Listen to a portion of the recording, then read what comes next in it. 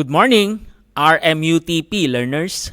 Welcome back to Bite Size English Lesson with Ajarn Albin. Episode 5. So in this episode, we'll explore the phrase back to the drawing board. So this phrase is especially useful in business context. And with our B2B course, it will start soon. It's the perfect time to learn about it. So this course will be held from August 21 to September 25. Class, this is every Wednesday. Enrollment is still open and the course is completely free. Brought to you by the Language Institute of the Rajamangala University of Technology, Pranacon. So, let's go back to our topic. What does back to the drawing board mean? Anyone? So, essentially, it means starting over with a new plan after a previous attempt has failed. So, this phrase is often used in business when a project or strategy doesn't go as planned. So, let's dive into some examples to understand it better. Okay, let's look at an example in a business context. So we have here situation number 1.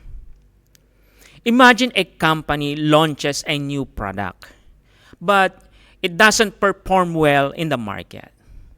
The team might say, since our product didn't meet the sales targets, it's back to the drawing board for us.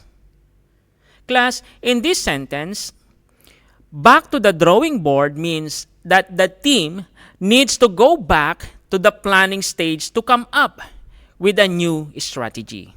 Okay, another example, giving you this situation number 2. A project meeting where a proposal is rejected. You might hear the client did not approve our initial proposal. So it's back to the drawing board.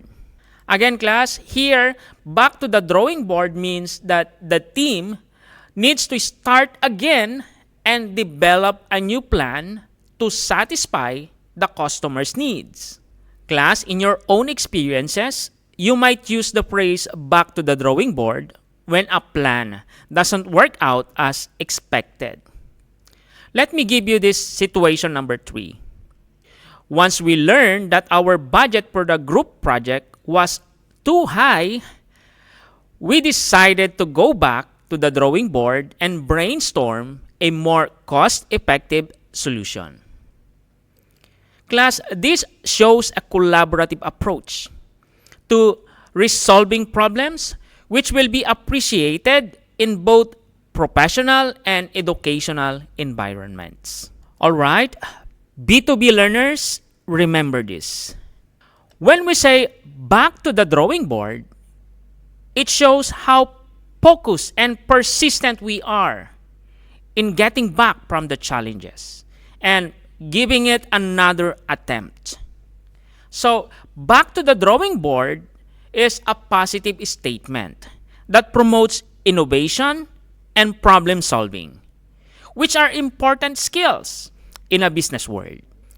Alright, that's all for today, business English learners. By understanding and using the phrase back to the drawing board, you'll be better prepared to handle challenges and setbacks in your business operations.